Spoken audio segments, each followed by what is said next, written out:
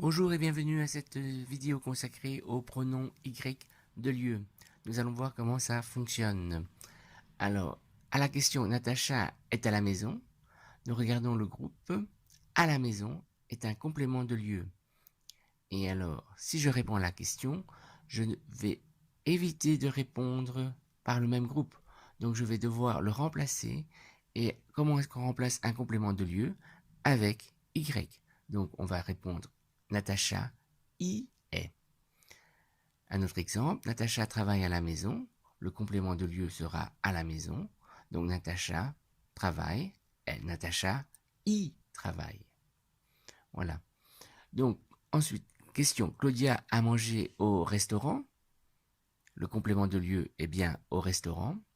Donc, nous allons pouvoir remplacer et nous allons dire oui, Claudia y a mangé. Un autre exemple, Claudia a dormi à l'hôtel. Le complément de lieu, c'est à l'hôtel. Donc, Claudia y a dormi, tout simplement.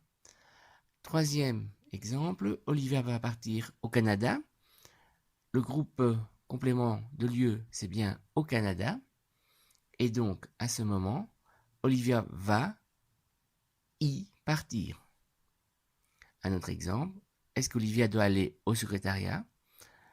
Le groupe c'est au secrétariat, je le remplace et je vais dire Olivia doit y aller. Voilà comment ça fonctionne. Maintenant, nous allons regarder plus précisément la place du pronom à la forme affirmative. Il y a trois possibilités. Le verbe est simple, le verbe est composé, ou bien le verbe a un infinitif en dernière partie. Alors, elle dort à l'hôtel. Le groupe à l'hôtel est bien le complément de lieu. Je vais dire elle y dort. Et donc la place du pronom est tout simplement devant le verbe. Dans un verbe composé, elle a dormi à l'hôtel. Le verbe c'est a dormi et le groupe c'est bien à l'hôtel. Donc on va dire elle y a dormi. Le pronom se place devant le verbe, devant l'auxiliaire, devant le participe passé. Alors, troisième possibilité, elle va dormir à l'hôtel. Mon verbe c'est va dormir. Dormir est bien un infinitif. À l'hôtel c'est le complément de lieu. Donc je vais dire elle va y dormir. Et cette fois-ci, nous remarquons que le Y se place devant l'infinitif entre les deux verbes. Ça, c'est pour la forme affirmative. Pour la forme négative maintenant, nous avons toujours les trois possibilités. Quand le verbe est simple, elle ne dort pas à l'hôtel. Le verbe c'est dort, le groupe c'est à l'hôtel. Donc, on va dire elle n'y dort pas.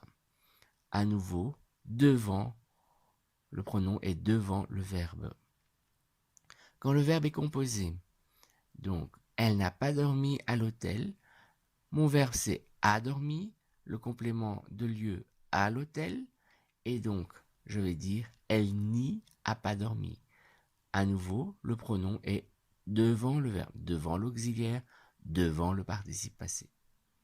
Troisième et dernière possibilité, dernier verbe est un infinitif, donc elle ne va pas dormir à l'hôtel. Le verbe c'est va dormir, le groupe c'est à l'hôtel, donc on va dire elle ne va pas y dormir. Le pronom est bien placé devant l'infinitif, donc entre les deux verbes.